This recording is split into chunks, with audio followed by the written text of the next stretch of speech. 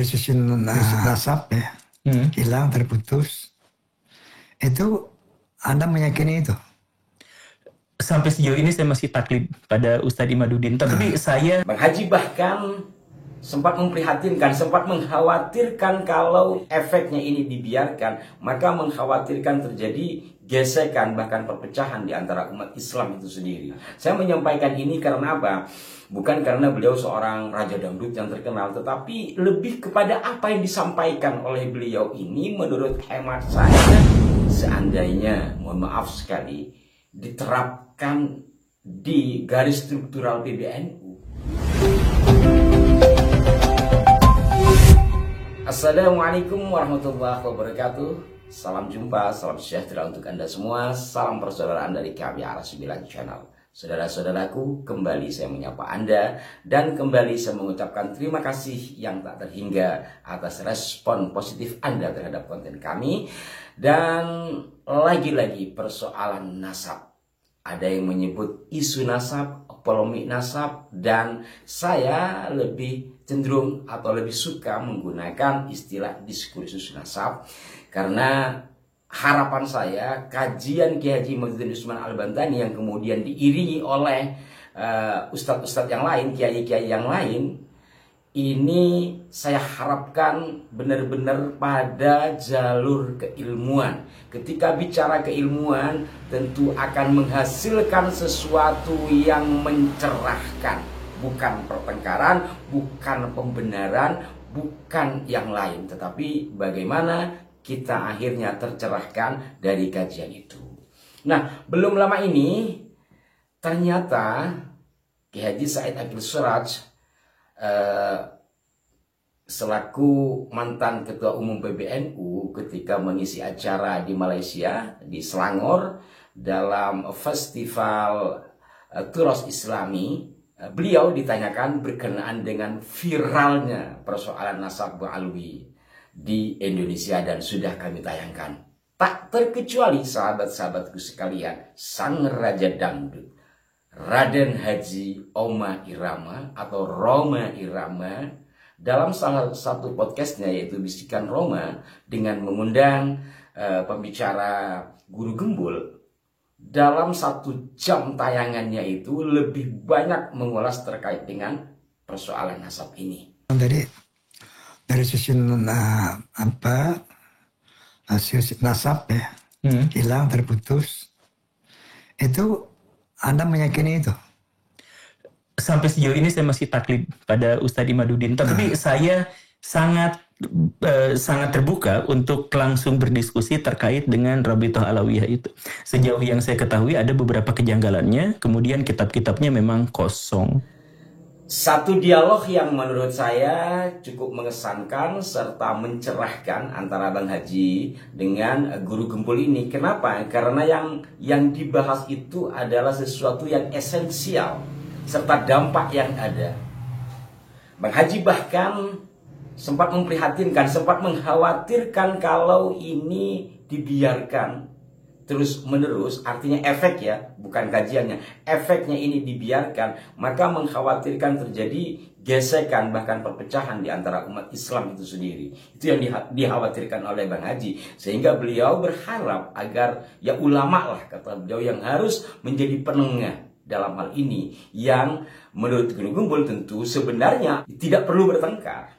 Tapi karena memang di antara kita ini seringkali apabila melihat sesuatu dan sesuai dengan pikiran kita, ya itu aja. Ketika berbeda dengan pikiran kita, maka dianggap salah.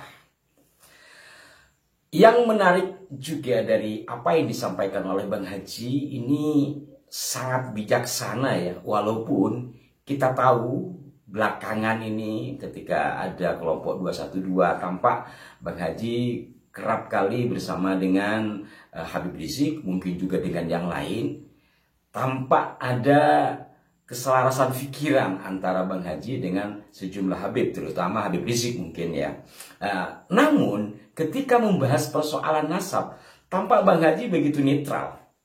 Bahkan beliau mengatakan ketika ditanya oleh guru Gembul, Bang Haji lebih dekat ke Habib. Jangan-jangan nanti begini-begini Bang Haji bilangnya ya saya lebih dekatnya itu kepada qala Allah Ta'ala wa qala Nabi Muhammad SAW. Artinya lebih melihat segala sesuatu itu dari sisi Al-Quran dan Al-Hadis. Artinya Quran mengatakan apa, hadis mengatakan apa, itulah yang menjadi patokan. Kurang lebih seperti itu yang disampaikan oleh Bang Haji. Dan bagi Anda yang penasaran ya silahkan bisa menonton langsung. Ya, saya menyampaikan ini karena apa? Bukan karena beliau seorang raja dangdut yang terkenal, tetapi lebih kepada apa yang disampaikan oleh beliau ini menurut hemat saya memang baik untuk direalisasikan. Harus ada penengah atau ada saluran yang bisa menjadikan ini bukan selesai penelitiannya, tetapi mendapatkan titik temu yang akhirnya bisa meredam efeknya, bisa meredam efek. Bang Haji juga nampaknya mengamati betul terkait persoalan ini.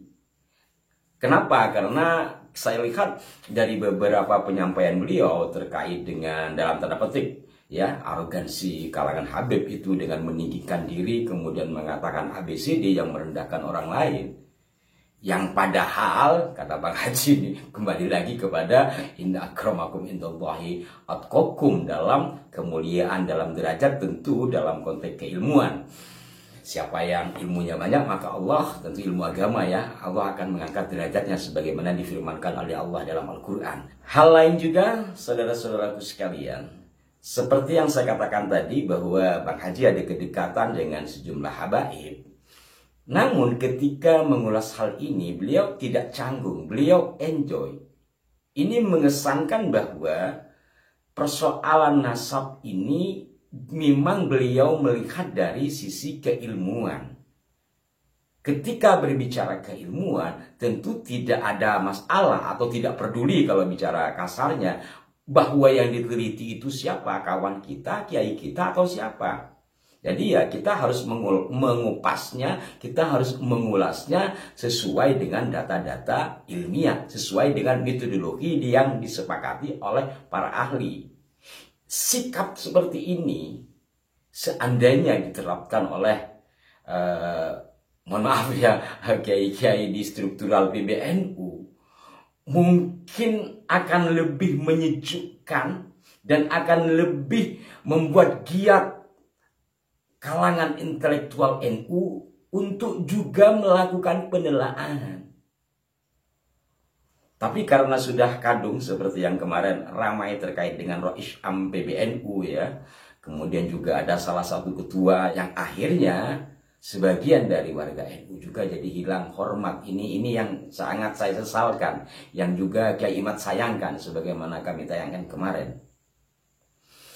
Nah, intinya sahabat-sahabatku sekalian bahwa persoalan atau diskursus nasab ini telah benar-benar mengemuka, yang akhirnya seorang raja dangdut. Tapi jangan salah, beliau juga pernah menjadi salah satu pengurus di PBNU ya Bang Haji Oma. Dulu di Pagar Nusa beliau juga pernah menjadi pembina atau penasehat di Pagar Nusa. Dan beliau pernah hadir juga dalam acara istighosah kami di daerah Kalibata, Jakarta Timur. Secara garis besar, sahabat-sahabatku sekalian, simpulan dari apa yang diperbincangkan oleh Bang Haji Oma dan Guru Gembul adalah sesuatu yang baik kita realisasikan dan kita teladani sikap Bang Haji Oma ini. Karena apa? Karena menurut hemat saya begitu meneduhkan.